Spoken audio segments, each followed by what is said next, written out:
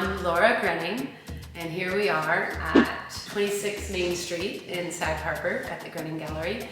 We're very excited to take you for a little walk through the Exigent Legends show. It just went up and it's on until February 26th. That gives you a lot of weekends to come see it or come during the week. We're open every day except for Tuesdays and Wednesdays this time of year. Exigent means urgent, must be addressed now. This is a fabulous title for a show. It's inspired very much by a very recent visit to Kristy Gordon's studio, and we were able to pull together a very interesting combination of paintings by several of our artists. What I want to talk about right now though is this painting. This is called Strangled Planet, and this is kind of the creme de la creme, the major work of this show. It's very rare that a living classical realist is able to look at the older works that we all admire from the 15th, 16th, and 17th century and take the compositional cues from that era, but pack it with current issues. And this is what Kristy Gordon is doing, and she's doing it to great effect. And I might say also to great aesthetic effect. This is a very beautiful painting, in addition to having a very interesting and complicated narrative. What we see happening here in the Strangled Planet is a symbol of the patriarchy here, which is kind of standing in a very stultified setup. But these are pink pillars that are being surrounded by feminine angels. This is a Mother Earth or a feminine energy that's actually overlooking and really taking care of the planet. You also see a stream of humanity here with placards with their complaints about what it is to be human today, certainly in North America. Decolonize now, hurry up, one planet, love not war. This is a stream of humanity passing through this painting. And then you have one of the finer, more powerful and feminine symbols, a unicorn, which is being attacked from all areas, and you can see almost a tear in the unicorn's eye as she protects herself. She's defending herself. It's very rare that you would see something like that. What I find really interesting, there's two interesting things. Kristy Gordon is originally from Canada, and so a lot of her works, you're going to see a whole string of her works back there. We're going to walk by, but she has, you know, the kind of the folly of humanity standing on top of a mountain, staking it as their own, and he's this big. And this reminds me of something I just went through. I'm a little bit fuzzy-minded because I just got back from climbing Mount Kilimanjaro. It actually really resonates with me, and when we got to the top, we pulled out a bunch of Grenning Gallery hats to put on the crew that was climbing, or to put on my daughter and my boyfriend, and the crew loved the hats, so I gave them all away to the crew, and we'll show you a picture of that. But anyhow, we made it up and down safely. I wanted to also point out two other things in this painting. There's a really interesting, almost like Mad Max kind of convoy of vehicles with strange things coming our way. But we also see something you would have seen in a Hieronymus Bosch painting, representing death. We've got these skull and bones, these skeletons, but they're kind of gleefully playing.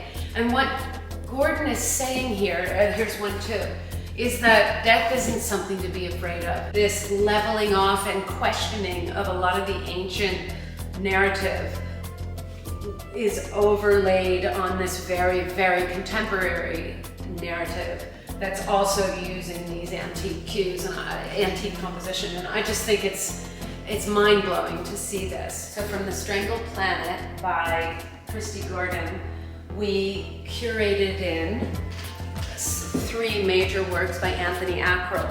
This one is called Dusk, and it's a female figure that's heroic relative to her landscape as far as size is concerned. She's also legendary, obviously, it's a mermaid.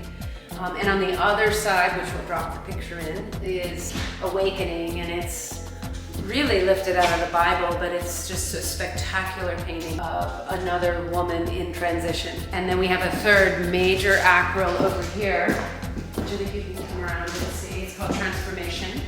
And this is a figure, beautifully painted figure, and she's like levitating off of a lily pond, and the butterfly is obviously the symbol of the transformation. The water lily is like the opening of awakening of awareness in the Buddhist tradition. So he's pulling from a lot of legends to create this beautiful figurative work. So now I'm going to take you through the series of smaller works by Kristy Gordon. Each one of these is like a dreamscape. She's looking at the beginning and the end of life. She's looking at our meanings, things that have meaning in our consciousness. I also see elements of all the different times of art history. This one is alchemy and transformation, and you see like crystalline happening here. We see fire in many of her paintings. Fires for her are a transformative effect. And here it's like a Chinese rice paper painting. I just think it's gorgeous. Incredible use of color to create an aesthetic experience in addition to a very complicated and interesting narrative. This one is called The Great Mystery, and I think it has to do with man and woman and the beginning of time. There's a little bit of a Eden thing here, but I just love this as well, the formality of it in the symbology of it. And then this is brand new coloring. The use of gold leaf is taken right from the 17th century, and that has always symbolized otherworldliness. And this is an incredible little composition, but there's a spaceship in the middle. So this is ancient and also contemporary and looking forward. This one I love. This is modeled almost, these little trees and the little affect of this reminds me of the Middle Eastern miniatures. And in fact, that's what she was looking at. Just by the way, Kristy Gordon spends a lot of time at the Metropolitan Museum of Art looking at all forms of art, not just the 19th century wing, not just the Renaissance wing. She's looking at all forms of human expression, and we see that influencing her work. This is like an incredible little miniature, and this geometric cube at the top is, I believe, a nod to the Middle Eastern origin of mathematics. But she mixes in like, traffic cones and these girls that look like they're on a cheerleading squad. Only now could this painting have been painted. And here's another, she's lifting, there's a very stylized effect of creating these leaves in this dreamlike state. There's the sacred water, and there's a wall to show that you're on the interior of her life. This, I think, is just a beautiful, beautiful painting. Again, a very broad range of color, delightful. This is called The Spirit of the Depths. And this is one of the funnest ones of all. She's using gold leaf to kind of pull your eye evenly across the whole canvas. There's a woman being lofted, but this isn't that women are the best. This is about a celebration of all gender. They're all happy and delightful. It's almost like a festival day. And I think this is wonderful. And this was called Microcosm. So those were the Kristy Gordon paintings that really inspired us to create this Exigent Legend show. And one of the things I want to point to before we go anywhere further is that we curated in the Stephen Levin paintings of the museum interiors. What I love about this is it's almost like the viewers are looking at us, and we are being curated into the show, and I find this so interesting. But we also wanted to show this because it's very interesting what a society decides to put a frame around and hang in a museum. And we wanted to make the point that there are some images that are in this show that may not have normally been accepted. Steve Levin has this painting and another larger version called National Gallery London, which has that beautiful light, that feeling of sanctity inside of a museum. On the subject of what we're willing to frame and put in a gallery or a museum, I want to point out that we have George Morton's, this is a print of his original drawing Mars, which I actually originally sold in 2017, that found its way into a show at MoMA. And it was PS1 MoMA, and it was a show of art that's been done by people who have been imprisoned. And George Morton did spend 9 years in federal prison, and he just had a film made about him called Master of Light that you can see on HBO Max, which I highly recommend. And he has started Atelier South, which is a school in Atlanta for people like himself and other people that haven't had access to classical training. And we're selling these prints, and 100% of the proceeds, both his half and my half, are going to Atelier South. But putting a frame around this work and putting it up as a work of beautiful classical art, it may not have been the case that this subject matter would be considered classical beauty. It is for us, and it is today. In fact, what we're trying to make that point, if you come over here and you look at a series of paintings, most of which are by Patrick Byrnes. He did these round paintings of the flowers, and we intersperse them with two major portrait heads that he's done. This is a bust, Jamal in profile.